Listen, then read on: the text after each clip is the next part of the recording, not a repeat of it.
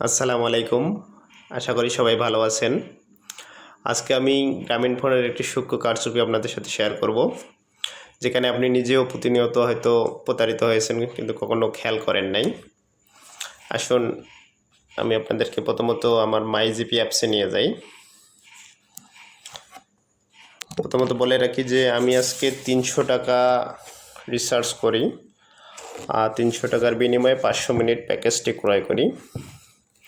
প্যাকেজটির মেয়াদ 30 দিন, আর যেখানে ভ্যালিডিটি দেখাচ্ছে যে 7ই জুন 2024 সাল পর্যন্ত। তাতে আমার কোনো সমস্যা নেই। সমস্যা হলো আমার মেইন অ্যাকাউন্ট ব্যালেন্সের ভ্যালিডিটি দেখাচ্ছে আমার 23শে মে 2024 সাল পর্যন্ত, মানে 13 দিন আছে মোটামুটি। 13 দিন পরে আমার মেইন অ্যাকাউন্ট ব্যালেন্সের মেয়াদ উত্তীর্ণ হওয়ার কারণে আমার আউটগোয়িং কল বন্ধ করে দেওয়া হবে, যার কারণে আমার ওই যে কেনা মিনিটগুলো আছে সেগুলো সব অকেজো হয়ে যাবে। সেই অকেজো মিনিটগুলোকে আবার সক্রিয় করতে আমাকে রিচার্জ করতে হবে। আর এটাই হচ্ছে গ্রামীণ ফোনের একটা সূক্ষ্ম কারচুপি। এভাবেই প্রতিনিয়ত আমাদের দেশ থেকে কোটি কোটি টাকা বিদেশে পাচার করা হচ্ছে। তাহলে প্রশ্ন করতে পারেন যে এটার সমাধান কি?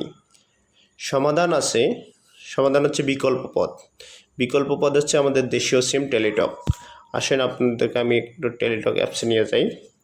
আর টেলিটক অ্যাপসে আমার সিমে আমি লাস্ট কবে রিসার্চ করছি আমার মনে নাই। তারপর আমি আমার ব্যালেন্সের মেয়াদটা আপনাদেরকে একটু দেখাই। দেখেন যে আমার ব্যালেন্সের মেয়াদ দেখাচ্ছে যে 1 জানুয়ারি 2037 সাল। তার মানে এখনও প্রায় 13 থেকে 14 বছর মেয়াদ আছে। তাহলে বোঝা গেল যে টেলিটকে কখনো মেইন অ্যাকাউন্ট ব্যালেন্স মেয়াদ উত্তীর্ণ হওয়ার কারণে কখনো আউটগোয়িং কল বন্ধ হওয়ার সম্ভাবনা নাই।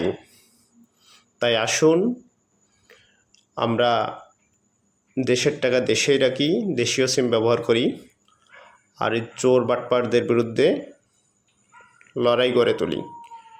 সবাইকে ধন্যবাদ। আসসালামু আলাইকুম।